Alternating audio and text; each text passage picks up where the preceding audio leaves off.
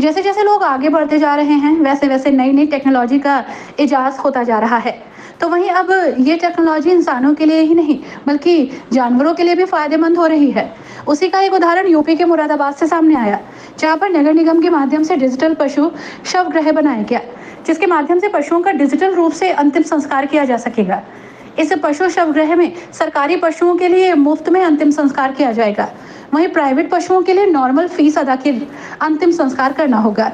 Digital सप्ताह गृह के इंचार्ज पुनीत सिंह ने बताया कि 17 जुलाई 2023 को ये शवगृह शुरू हुआ था।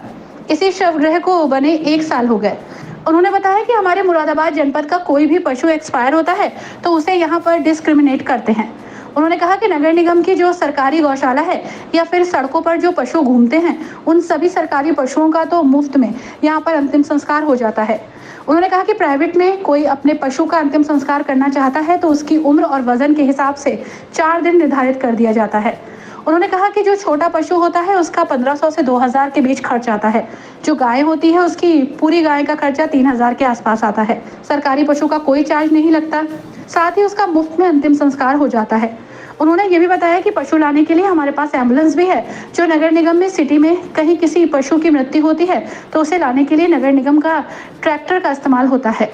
उन्होंने कहा कि किसी का पशु मर जाता है तो वो हमारे इस कॉन्टैक्ट नंबर पर कॉल कर देता है।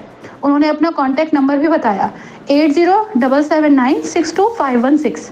साथ ही उन्होंने ये भी कहा कि हम आपके पशु को पशु शव गृह में लाकर उसका अंतिम संस्कार कर देंगे अगर इस नंबर पर सूचना मिलेगी।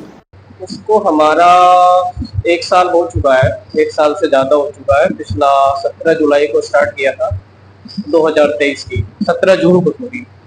इसमें हमारा जो भी मुरादाबाद का पूरा डिस्ट्रिक्ट का कोई भी एनिमल अगर किसी वजह से एक्सपायर होता है तो हम उसको यहाँ पे क्रेमनेट करते हैं। किस तरह से संपर्क कर सकते हैं आपसे? क्या उसमें सर हमारा क्या है, इसमें अगर जैसे हमारा गौशाला है जो सरकारी है नगर निगम का, या फिर कोई सरकारी जानवर है जो कि हमारा रोड वगैरह के किनारे घूमते हैं, उनका तो फ्री ऑफ कॉस्ट है, कोई चार्ज नहीं है।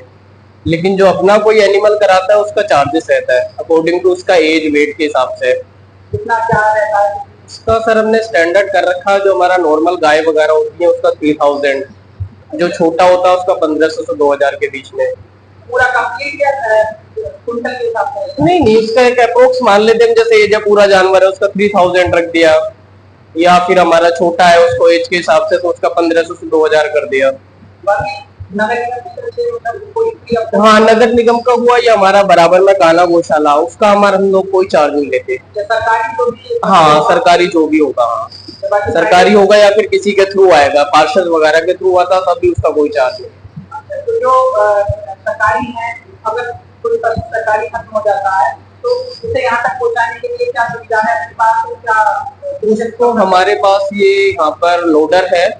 गौशाला का तो हमारा मेनली उसी से आ जाता है क्योंकि हमारे नियर पड़ती है।